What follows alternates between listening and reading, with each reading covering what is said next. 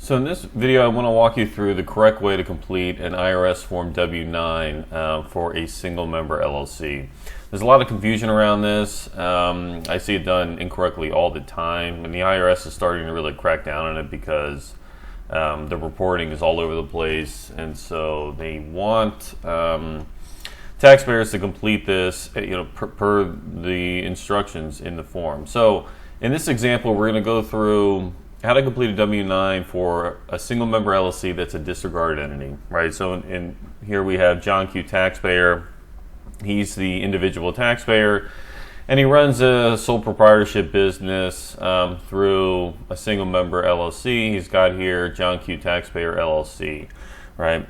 And so this example is one where John has not filed any elections for the LLC, right? So the default classification for an LLC with one member is a single member LLC, and it's disregarded entity for federal tax purposes. So if he was completing a W-9 for his entity, because let's say someone requested it from him before they remitted payment to him, he would enter his name on the top, line 1 there, John Q. Taxpayer, that's the name of the individual, and then his business name. Right, so they have line 2 there, business name, disregarded entity name, if different from above. That's the case here. He's operating his business through his LLC. And then in box 3, we check the appropriate federal tax classification, right? And as I said, this is an LLC that he owns 100% of. He hasn't made any elections, so by default, it's a disregarded entity. So he clicks this box here, single member LLC. Now, if he had made any kind of elections, right? So an LLC can file an election to be taxed as a C corp. If he filed that election, he can check this box, limited liability company, and then enter classification C. Or if John, as a U.S. taxpayer or as a U.S. tax resident rather, he's eligible to make an S corp election, right? So he could have made an S corp election by filing a form 2553. And so if that was the case, he could check this box again and enter S, right? The partnership classification is, of course, if it's an LLC with more than one owner, right? So if John Q. Taxpayer LLC wasn't owned solely by John, but if there was another investor in there or another business partner he had, it's a default partnership, and he could enter P down here.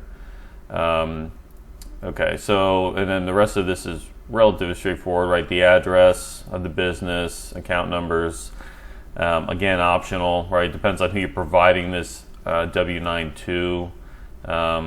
If you're providing it to a payor that, would want to see your account number down there just for completeness, you can enter it, but not necessary.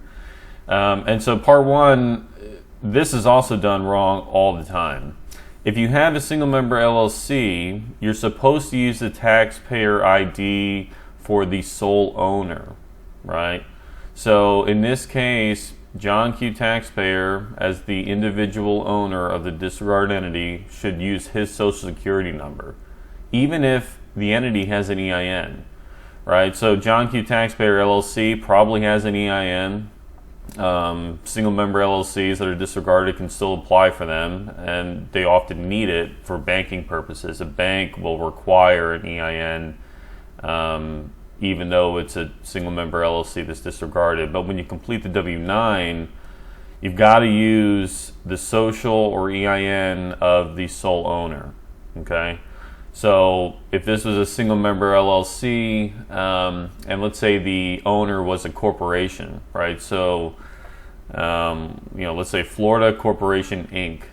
owns 100% of John Q. Taxpayer LLC, you would use the EIN of Florida Corporation Inc., right? The number 1 spot there.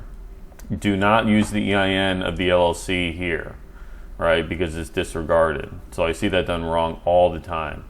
They put down the EIN of the disregarded entity. Now, if this entity, if this single member LLC filed an election to be a C or S corp, then you can use the EIN of the LLC because now it's a regarded entity.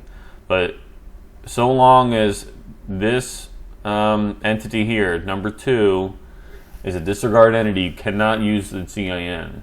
Okay, you've got to use the social or the EIN of the the beneficial owner, the taxpayer here on line 1. Okay, it's very important to do that right.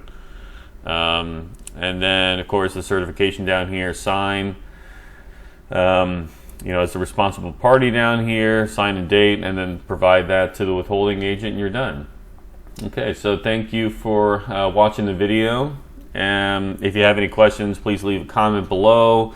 And as always, please, I would definitely appreciate it if you could like the video, subscribe to the channel. Thanks so much for watching, and I look forward to seeing you again soon. Thank you.